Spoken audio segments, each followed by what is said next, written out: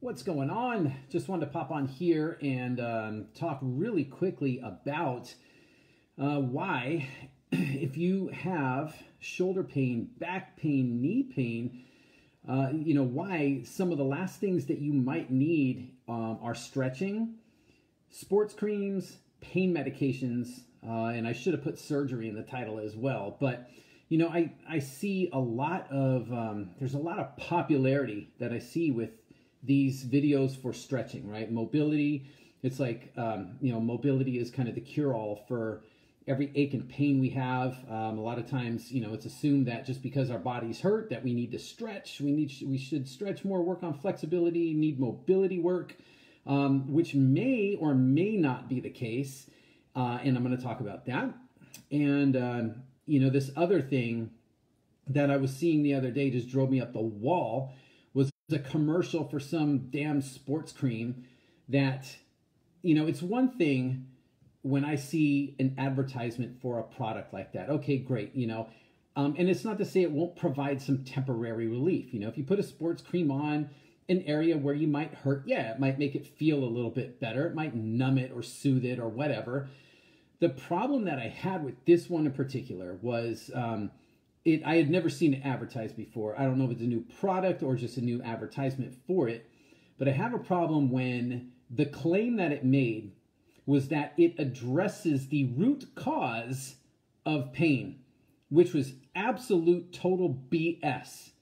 It absolutely drove me nuts when these things are being kind of promoted or are claiming to address a root cause when it's really the only thing that they're doing is masking symptoms. And there is a big, big difference between the two.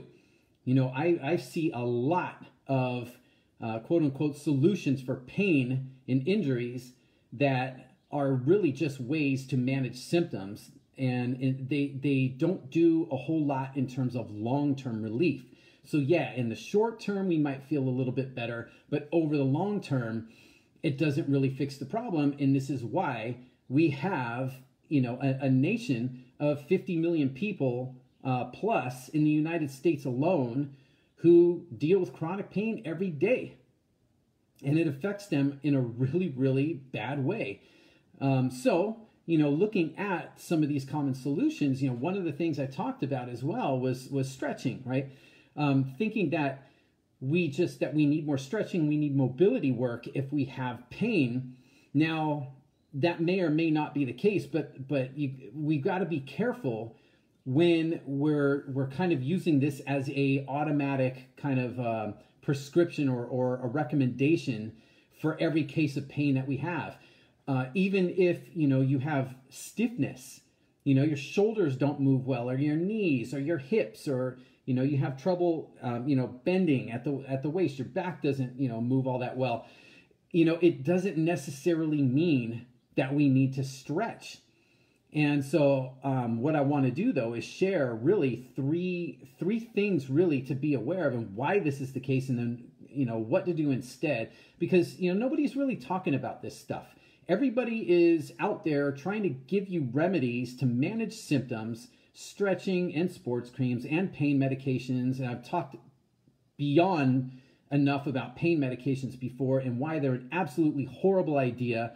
Again, because of the long-term effects that are going on and the statistics that are kind of pushed under the carpet, so to speak, and not really talked about, and they should be. Because I think that before we go prescribing things like medications to everybody under the sun who's got a little ache and pain, we need to be aware and have all the facts, kind of all the cards on the table, and then allow us to make an informed decision. But what's happening is we're kind of pushing these ones under the carpet and we're only looking at this.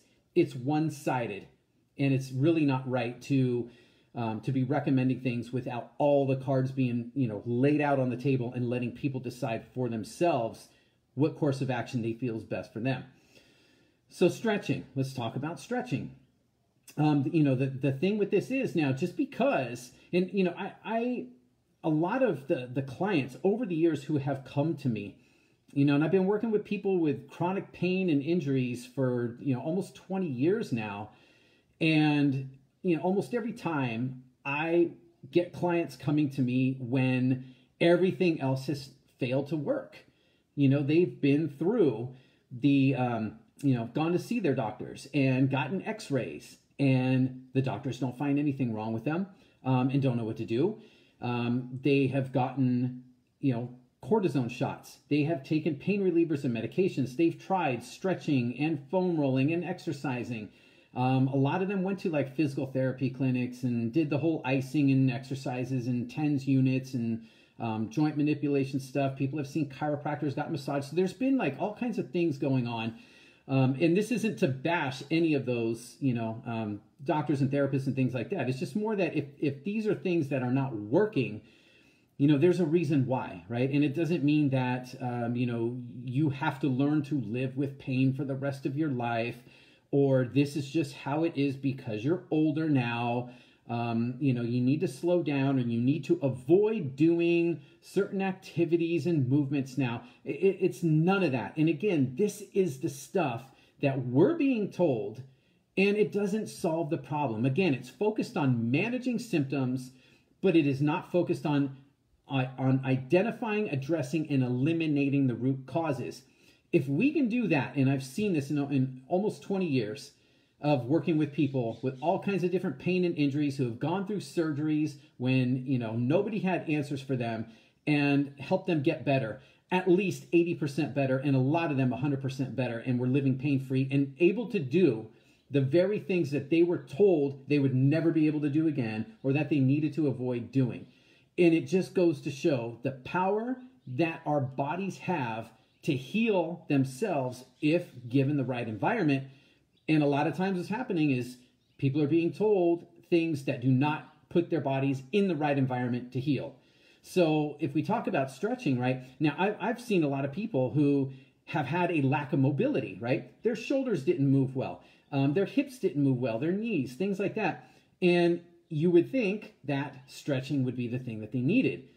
But when I really looked at them and assessed them, I would find that they actually had full or at least enough range of motion at these areas. Like it was available to them.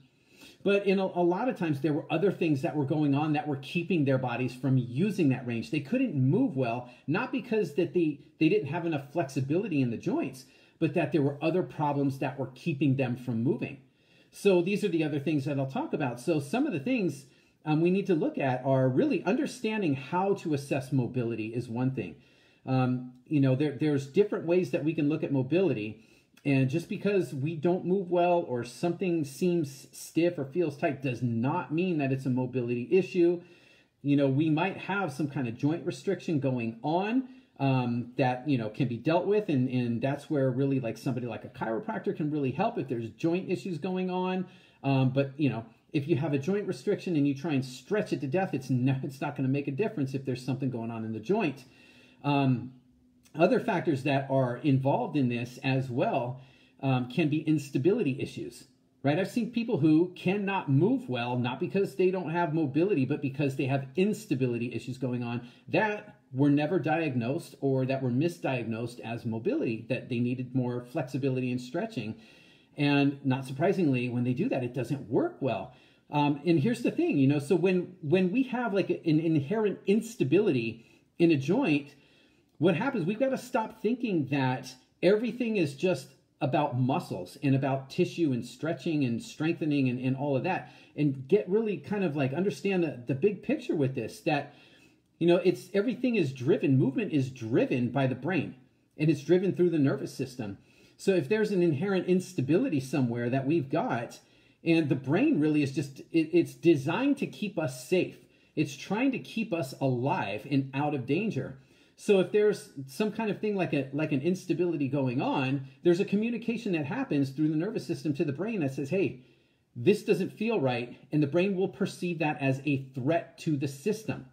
And if there's a threat to the system, then the brain will give commands, basically, quote unquote, commands through the nervous system to shut that area down to avoid damaging, injuring, harming the area. So if we could stretch it to death, or we could look at the instability issue. The stretching wouldn't work in that case, but addressing the instability issue does.